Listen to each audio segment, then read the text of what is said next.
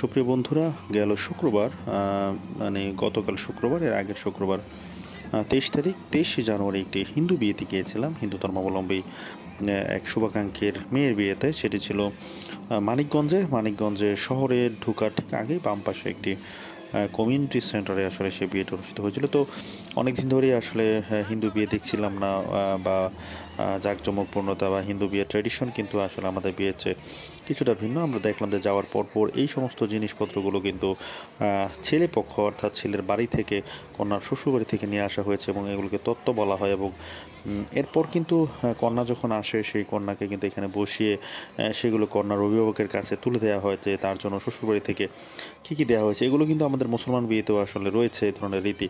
তারপর কিন্তু এই যে যখন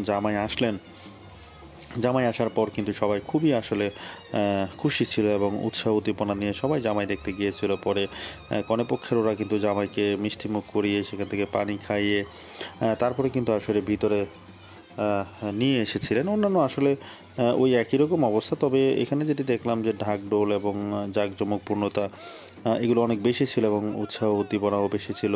এবং বরপক্ষ কিন্তু রাজধানী ঢাকা থেকে গিয়েছিল এবং সবার মধ্যেই ব্যাপক উৎসাহ উদ্দীপনা আমরা দেখেছি। তারপর যখন বর আসলেন, ফুল দিয়ে তাকে বরণ করা হলো, ফুল ছিটিয়ে কিন্তু বরপক্ষকে আস্তে আস্তে সামনে এগিয়ে নেওয়া হলো এবং তাদেরকে নিয়ে স্টেজে বসানো হলো। আপনারা দেখতে পাচ্ছেন যে বরের যারা মানে বরযাত্রী যারা রয়েছেন, মূলত বরের সাথে যারা এসেছেন, তারা কিন্তু বরের নামে স্লোগান দিচ্ছেন, বরের বরের তারা গুণ কীর্তন করছেন।